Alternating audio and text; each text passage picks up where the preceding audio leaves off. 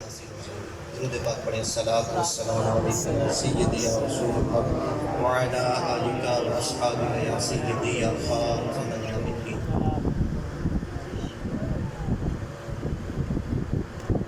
عقل کو حیران کرنے والا کام اگر کوئی نبی اعلان نبوت سے قبل کر کے دکھائے اس کو شریعت کی اصطلاح میں ارہاس کہتے ہیں۔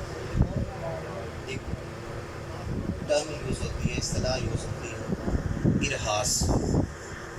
اگر عقل کو حیران کرنے والا کوئی کام نبی اعلان نبوت کے بعد کرے تو اسے معجزہ کہتے ہیں۔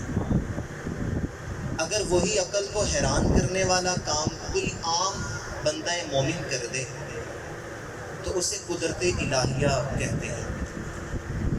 اگر عقل کو حیران کرنے والا کام کوئی متقی پرہیزگار اللہ کا برگزیدہ بندہ کر کے دکھائے اسے کرامت کہتے ہیں۔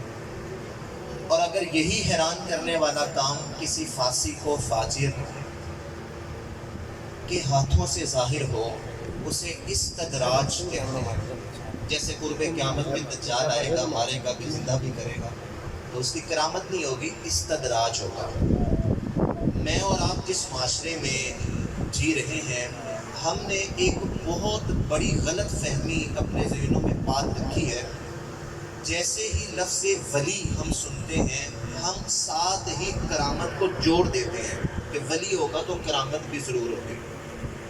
کرامت اللہ کی طرف سے ملا ہوا ولی کو اعزاز تو ہے، اللہ کی طرف سے ملی ہوئی رحمت تو ہے، ولی کا نصاب اور شرط نہیں ہے۔ شرط اور ہے جو قرآن نے بیان کی۔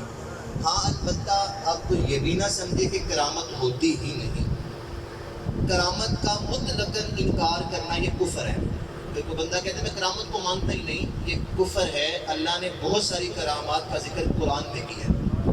سورہ آل عمران اٹھائیں، حضرت حنہ سلام اللہ علیہ 100 سال کے قریب عمر ہے، گھر کے آنگن میں بیٹھی ہیں، اولاد نہیں ہے۔ درخت ہے سامنے، چڑیا آتی ہے، منہ میں چونچ میں ایک گندم کا دانہ رکھتی ہے، اپنی اولاد کے منہ میں آ کے ڈال دیتی ہے۔ چڑی کے دل میں اولاد کی ایسی محبت دیکھی تو دل تڑپ اٹھا، اللہ کی بارگاہ میں دعا کرنے لگی، اے باری تعالیٰ تو نے جانوروں کو بھی اولاد سے محروم نہیں رکھا، میں تو پھر تیری بندی ہوں، مجھے بھی اولاد کی نعمت عطا فرما۔ اللہ تعالیٰ نے حضرت حنہ سلام اللہ علیہ کی دعا کو قبول فرما لیا۔ اور دعا مانگنے کا انداز کیا تھا جو قرآن نے بتایا۔ حضرت حنہ کہتے ہیں باری تعالیٰ اگر تو مجھے اولاد دے گا نا تو میں اپنی اولاد کو بیت المقدس کی خدمت کے لیے وقف کر دوں گی۔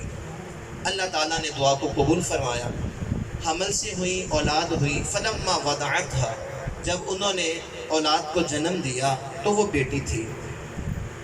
اللہ کی بارگاہ میں عرض گزار ہوئی، باری تعالیٰ نظر کے لیے جو اولاد مانی جاتی ہے وہ تو عموماً بیٹا ہوتا ہے، کیونکہ بیت المقدس میں رہنا، خدمت کرنا، آنا جانا، مردوں کا ہجوم بیٹا ہوتا ہے، اور نظر کے بعد بیٹا ہی پیدا ہوتا ہے۔ تو نے مجھے بیٹی عطا فرمائی ہے، کیسے اس کو وقف کروں؟ اللہ پاک نے فرمایا واللہ اعلم بما وضعت ولیس الذکر کالانثی۔ اے حنہ پریشان نہ ہو، ہم نے ایسی بیٹی دی ہے جیسے بیٹے بھی نہیں ہوا کرتے، جو بیٹوں سے بھی افضل اور اعلیٰ ہے۔ پھر پریشان ہوئی کہ بیٹی ہو تو گئی، اب اس کو بیت المقدس کی خدمت کے لیے وقف کیسے کروں؟ اسے چھوڑ کر کون آئے گا؟ اس کی ضروریات کا خیال کون رکھے گا؟ اللہ پاک نے پھر ارشاد فرمایا، 30 سپارہ سورہ آل عمران، اللہ پاک نے فرمایا کہ اے حنہ پریشان نہیں ہونا، ہم نے اس کا نام مریم رکھا ہے اور اس کی کفالت حضرت زکریا کے ذمہ لگا دی ہے۔ اب حضرت زکریا کو کفیل بنا دیا گیا، حضرت مریم کو حجرہ بیت المقدس میں منتقل کر دیا گیا۔ حضرت مریم دن کو وہاں پہ عبادات کرتی، روزہ رکھتی، رات کو نوافل پڑھتی۔ حضرت زکریا صبح آتے تالا کھول کر سحری کا سامان دے جاتے، شام کو آتے افطار کا سامان دے جاتے۔ ایک دن ایسا ہوا کہ حضرت زکریا کو آتے ہوئے تاخیر ہو گئی، تو آپ تاخیر سے پہنچے، افطار کا وقت گزر چکا تھا کہ دروازہ کھولا، کلما دخل علیہا زکریا المحراب، حضرت زکریا محراب میں داخل ہوئے، عجیب منظر دیکھا، وجد عندہا رزقا، وہاں بے موسم پھل پڑے ہوئے تھے۔ عقل حیران ہو گئی کہ حجرہ مریم مقفل ہے، تالا لگا ہے، کوئی اندر سے باہر نہیں جا سکتا، باہر سے کوئی اندر نہیں آ سکتا، حجرے میں پھل کہاں سے آئے، اور پھر پھل بھی بے موسمے، بے ساختہ۔ حضرت مریم سے پوچھے اے مریم یہ کہاں سے آئے؟ قالت ہوا من عند اللہ، حضرت مریم نے کہا یہ میرے رب نے میرے لیے بھیجے ہیں، یہ میرے رب کی طرف سے آئے ہیں۔ جب حضرت زکریا نے حجرہ مریم میں بے موسمی پھلوں کو دیکھا، ان کا دل بھی تڑپ اٹھا۔ 100 سال کے قریب ان کی عمر ہے، اولاد ان کے پاس بھی نہیں ہے۔ قرآن کہتا ہے ہنالک دعا زکریا ربہ، وہی کھڑے ہو کر حضرت زکریا نے ہاتھ اٹھائے، ربی حب لی من لدنک ذریۃ طیبہ، اے اللہ اگر تو مریم کے حجرے میں بے موسمی پھل بیچ سکتا ہے تو مجھے بے موسمی اولاد بھی تو عطا کر سکتا ہے نا۔ اللہ تعالیٰ کو یہ انداز ایسا پسند آیا، اللہ تعالیٰ نے وہی کھڑے کھڑے حضرت زکریا کو بشارت دی، مبارک ہو اللہ تمہیں یحییٰ کی بشارت عطا کرتا ہے، اللہ تمہیں بیٹے کی مبارک دیتا ہے، بیٹا ہوگا اس کا نام یحییٰ ہوگا۔ تو یہ کرامت کا ذکر اللہ نے قرآن میں کر کے بتایا کہ جہاں اللہ کے نیک بندے ہوں، ان کا ذکر ہو، وہ ہستیاں موجود ہوں، وہاں کھڑے ہو کر دعا کرے اللہ جلدی قبول کر لیتے ہیں۔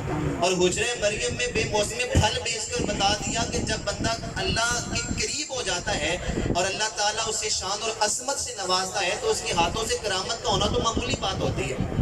اچھا اسی طرح آپ سورہ نمل اٹھائیں، حضرت سلیمان علیہ السلام کو پرندہ ہدہد بڑا پسندیدہ اور بڑا محبوب پرندہ آ کے خبر دیتا ہے کہ ملک سبا کی حکمران عورت بڑا روب اور دبدبہ رکھتی ہے، اگر آپ بھی مان لے آئے تو فائدہ ہو جائے گا۔